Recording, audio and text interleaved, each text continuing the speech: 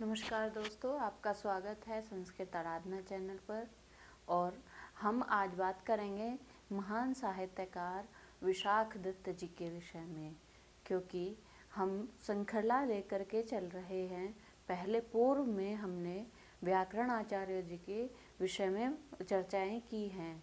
सभी व्याकरण आचार्य जी का परिचय हम आपको अवगत करा चुके हैं। और अब साहित्यकार जो रहे हैं, हमारे महान कवि जो रहे हैं, उनका हम एक एक करके आपको परिचय करा रहे हैं। और साथ ही में हमारा 2000 प्रश्नों की लगातार जो श्रृंखला चल रही है, वह भी एक के बाद एक हम लेकर के आपके लिए आ रहे हैं। दोस्तों, हमारे चैनल को जिन्होंने अभी तक सब्सक्राइब नहीं किया है, कृपया वो सब्सक्राइब ज़रूर कर लें।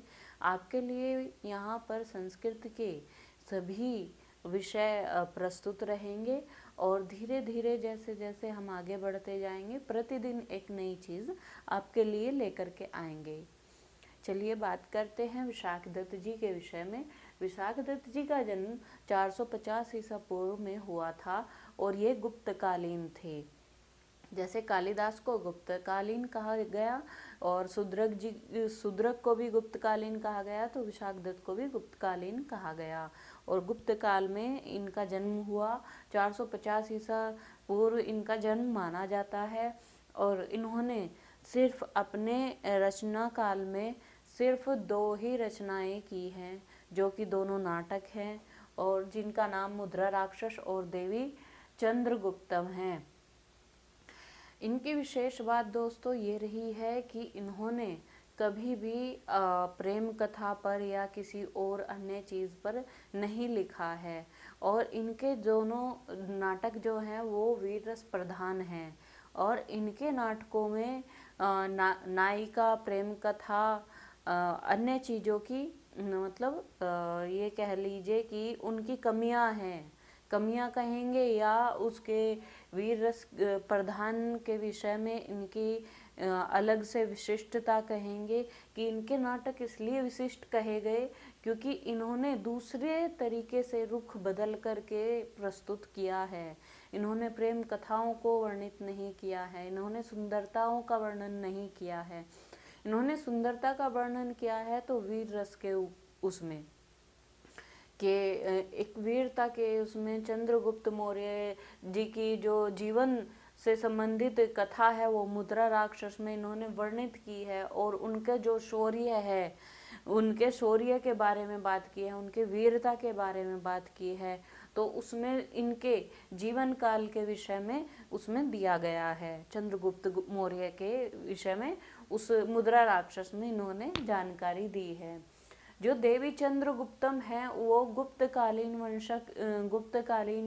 जो शासक थे, गुप्तवंशी शासक थे, जो रामगुप्त के विषय में इसमें देवी चंद्रगुप्त में हमें जानकारी प्राप्त होती है। तो ये दोनों ही नाटक वीर रस प्रधान है। और इसका जो मूल रूप है देवी चंद्रगुप्त का, वो मूल रूप हमें नहीं उपलब्ध होता है। उसके जगह पर हमें प्राप्त होता है सिर्फ इसका नाट्य दर्पण के विषय में हमें कहीं कहीं इनका कोई कोई अंक हमें प्राप्त होता है। तो उसको देखकर भी ना तो नायिका है उसमें, ना विदूषक है, ना प्रेम कहानी है, उन सब चीज़ों का अभाव है। और हमें प्राप्त होता है उसमें वीरता का सौंदर्य दर्पण, उसमें वीरता की प्रधानता दिखाई गई है और इनके शौर्य के विषय में बात की गई है। इसलिए ये एक विशेषता इनकी बताई गई है। बात करते हैं इनके पिताजी के विषय में। इनके पिता कहीं कहीं तो इन्होंने अपने पिता के नाम पर महाराज पृथु लिखा है और कहीं कहीं कुछ संस्करणों में प्राप्त होता है कि भास्कर दत्त के नाम से कोई इन्होंने अपने पिता का नाम लिया है। जो इनके पितामह थे, जो इनके बाबा जी थे, दादाजी थे, जो वो सामंत वटेश्वर दत्त के नाम से विख्यात थे। और यही सिर्फ इनका नाम पितामह के नाम पर यही हमें प्राप्त होता है। और जो इनकी उपाधियां थी कि लोग इनको किस नाम से पुकारा करते थे, तो इनको जैसे आज की तारीख में भी लोग उपनाम रख देते हैं, जैसो नरेंद्र मोदी जी को मोदी जी कह कर के पुकारते हैं लोग। आज भी जब वो काशी में थे तो लोग श्रृंखला लगी हुई थी, लोगों का झुंड बना हुआ था, और वे काशी घाट पे इतने भव्य मंदिर के निर्माण की वो पूजा और वो सब कर रहे थे। तो पब्लिक देख रही थी, तो पब्लिकों ने शोर मचा के रखा हुआ था कि मोदी की जय हो, मोदी मोदी मोदी, ये सब बोल रहे थे। तो ये एक नाम प्रचलन में आ जाता है, जैसे योगी जी का आ गया है कि सब लोग योगी जी ही बोलेंगे। इसी तरह इनकी भी उपाधि जो बताई गई है वो दत्त के विषय में बताई गई है कि लोग इनको दत्त कहकर भी पुकारते थे। इनको वटेश्वर दत्त कहकर भी पुकारते थे, जो कि इनके पिताजी का नाम था, वो बाबा जी का नाम था।